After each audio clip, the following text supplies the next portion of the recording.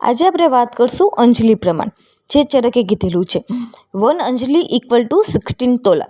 એટલે એક અંજલિ પ્રમાણ એટલે કે આપણે ખોબો ભરી એના અંદર જેટલું પાણી સમાય એને કહેવાય એક અંજલિ.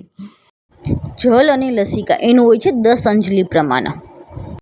રસ ધાતુનું હોય છે 9 અંજલિ પ્રમાણ. તો આપણે એને એવી રીતે યાદ રાખશું કે રસના, તો રસના એ પીવાનું એક જ્યુસ આવે છે, રસના બધા પીધેલી હોય, તો રસના ઉપરથી 9 અંજલિ પ્રમાણ.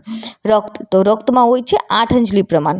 તો એની ટ્રીક ડીએનએ યાદ રાખવાનું કે ડીએનએ આપણે બનાવી તો કેવું 8 બને, તો રક્તમાં આવશે 8 અંજલિ પ્રમાણ. માંસનું અંજલિ પ્રમાણ ના હોય. હવે જોશું મેદ અને સ્તન્ય, તો એનું 2 અંજલિ પ્રમાણ હોય છે. તો સ્તન્ય કેટલા હોય? 2 હોય.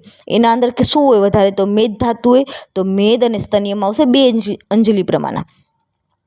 અસ્થિમાં ના હોય. હવે મજામાં આવશે 1 અંજલિ પ્રમાણ. તો મજા ક્યારે આવે? જ્યારે આપણે ફર્સ્ટ આવી ગમે તે કામમાં તો આપણને મજા આવે, તો મજા ધાતુમાં આવશે ફર્સ્ટ એટલે કે 1 અંજલિ પ્રમાણ. હવે જોશું શુક્ર, મસ્તિષ્ક અને અપર ઓજનું પ્રમાણ 1/2 અંજલિ કીધેલું છે, પણ પર ઓજ હોય એનું પ્રમાણ 8 બિંદુ કીધેલું છે. અરુંધત અને અષ્ટાંગ હૃદયે 6 બિંદુ કીધેલું છે. કાશ્યપે ઓજનું પ્રમાણ છે ને કફ સમાન 6 અંજલિ કીધેલું છે. હવે આપણે જોશું અપર ઓજ, તો દલહને 1 અંજલિ કીધેલું છે, જ્યારે વાઘભટ્ટે 1 પ્રસૃત કીધેલું છે. વાતનું અંજલિ પ્રમાણ ના હોય. હવે જોશું પિત્ત, તો પિત્તના પ ઉપરથી 5, તો તો 5 અંજલિ કીધેલું છે. કફનું 6 અંજલિ કીધેલું છે. હવે જોશું મૂત્ર અને આર્તો, 2 ટ્રાન્સપરન્ટ હોય, વ્હાઇટ હોય, તો 4 અંજલિ પ્રમાણ.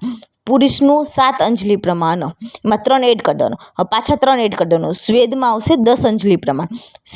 જલનું હતું, લસિકા અને સ્વેદ એ બધામાં આવશે 10 અંજલિ પ્રમાણ. અને વસામાં આવશે 3 અંજલિ પ્રમાણ. Thank you.